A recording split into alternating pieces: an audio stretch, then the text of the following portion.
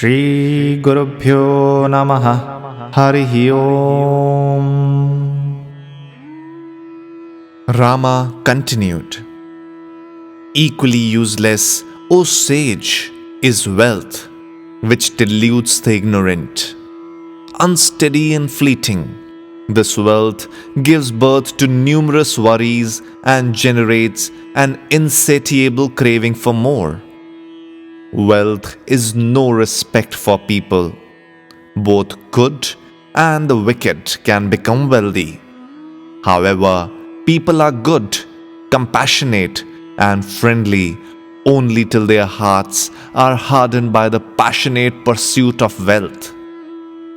Wealth taints the soft heart even of the wise scholar, a hero, a man of gratitude, and a dexterous and soft-spoken person.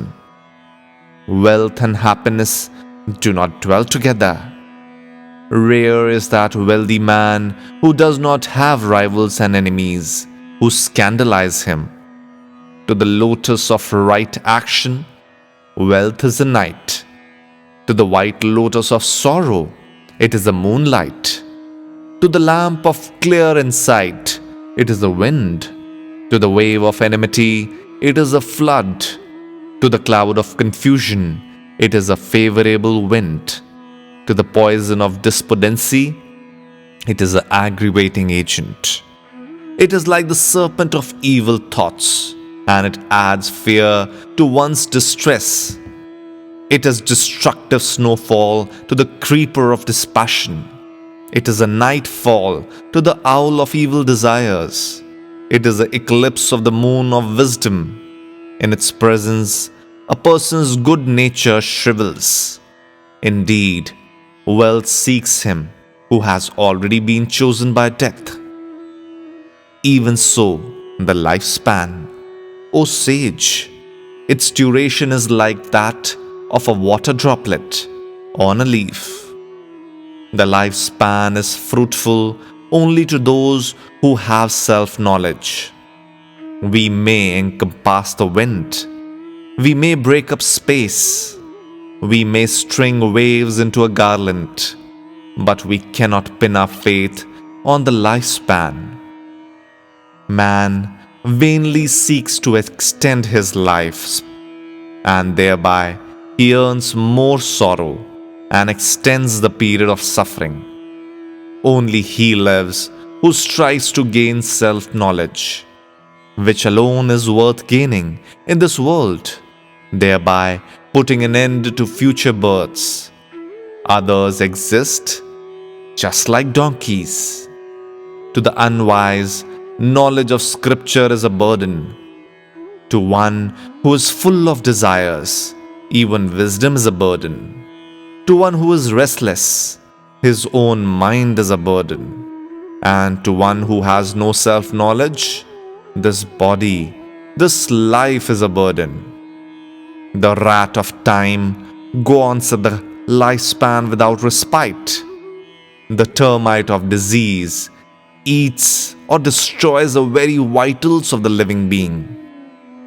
Just as a cat, intent on catching a rat, looks at it with great alertness and readiness, death is ever keeping a watch over this lifespan. Holy Sir, I am bewildered and scared when I contemplate the coming into being of the dreadful enemy of wisdom known as egotism. It comes into being in the darkness of ignorance and flourishes in ignorance. It generates endless sinful tendencies and sinful actions. All sufferings surely revolves around egotism. It is the I who suffers, and egotism is the sole cause of mental distress. I feel that egotism is my worst disease. Spreading the net of worldly objects of pleasures, it is this egotism that traps living beings. Indeed, all the terrible calamities in this world are born of egotism. Egotism eclipses self-control, destroys virtue, and dissipates equanimity.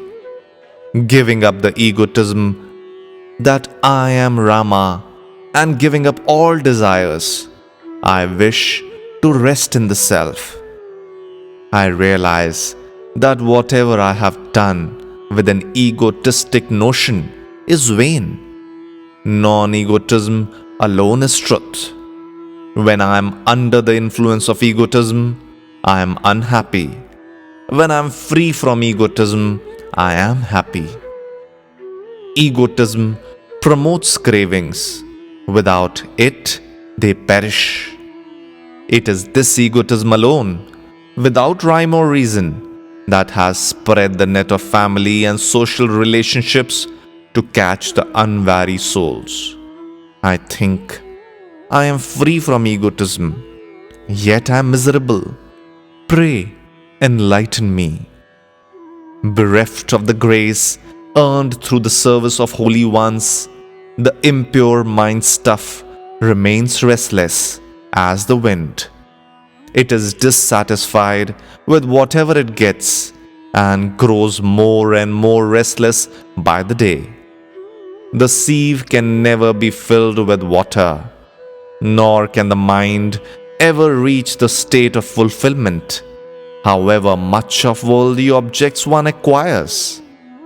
The mind flits in all directions all the times, but is unable to find happiness anywhere.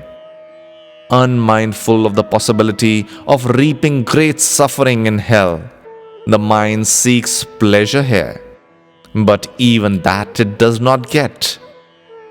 Like the lion in a cage, the mind is ever restless, having lost its freedom, yet not happy with its present state.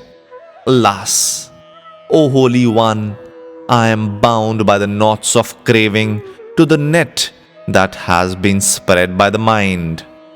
Even as the rushing waters of a river uproots the tree and its bank, the restless mind has uprooted my whole being.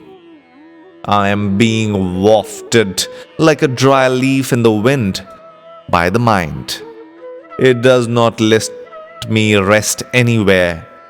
It is this mind alone which is the cause of all objects in this world. The three worlds exist because of this mind stuff. When the mind vanishes, the world vanishes too.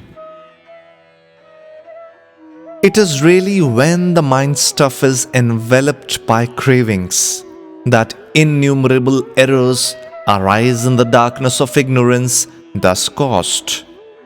This craving dries up the good and noble qualities of the mind and heart, like sweetness and gentleness of disposition, and makes me hard and cruel. In that darkness, craving in its different forms dances like a goblin. Though I adopt various methods to restrain the craving, the latter overpowers me in a moment and helplessly drives me astray.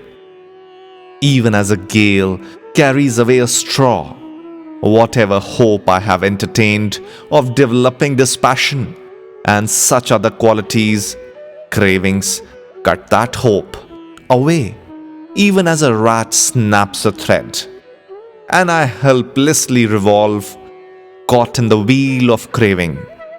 Like birds caught in a net, we are unable, though we have the wings for it, to fly to our goal or adobe of self-knowledge.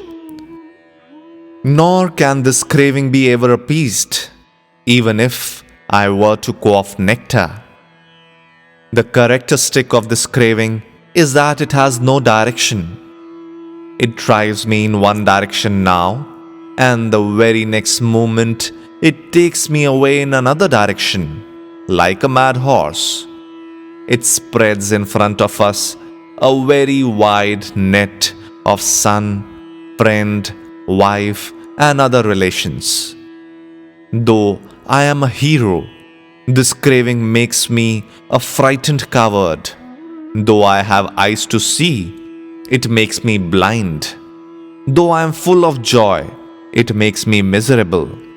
It is like a dreadful goblin. It is this dreadful goblin craving that is responsible for bondage and misfortune. It breaks the heart of man and creates delusion in him. Caught by this goblin, man is unable to enjoy even the pleasures that are within his reach. Though it appears as if the craving is for happiness, this craving leads neither to happiness nor to fruitfulness in life. On the contrary, it involves vain effort and leads to every kind of inauspiciousness. Even when it occupies a stage called life, on which several happy and unhappy situations play, this craving, like an aged actress, is incapable of performing anything good and noble, and suffers defeat and discomfort at every turn. Yet, it does not give up dancing on the stage. Craving now ascends to the skies, now dives deep into the nether world. It is ever restless, for it is based on the emptiness of mind. In the mind, the light of wisdom momentarily shines, but there is delusion the next moment. It is a wonder that sages are able to cut this with the sword of self-knowledge. This finishes today's chapter. We'll see you again soon.